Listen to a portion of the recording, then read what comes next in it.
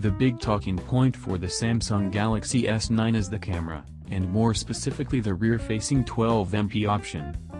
It features Samsung's dual aperture technology, allowing the camera aperture to expand and contract depending on light levels, just as the human eye does. In scenarios where the light is over 100 lux, roughly from sunrise onwards, the Galaxy S9 camera defaults to f/2.4, reducing the amount of light hitting the sensor to prevent images from being overexposed.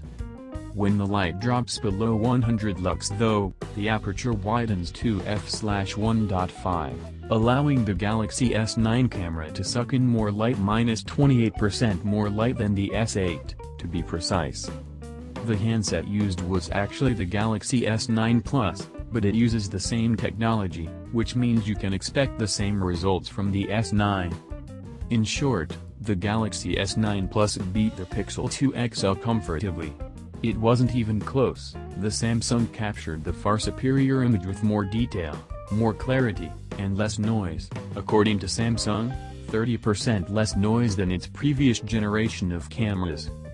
Of course, this was in a controlled environment, and we'll be putting the Galaxy S9 camera to the test during our in-depth review, but it's safe to say we're excited by its potential.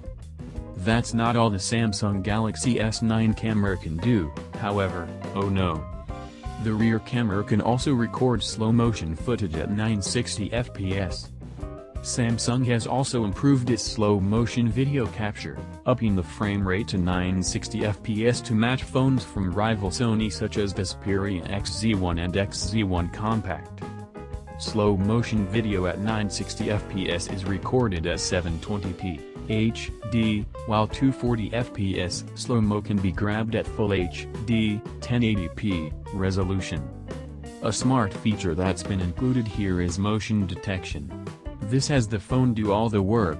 All you have to do is hold it up to the space you want to film. You don't even need to hit the shutter key. That's because the Galaxy S9 will automatically start recording when it senses movement, ensuring you don't miss that fleeting, perfect moment.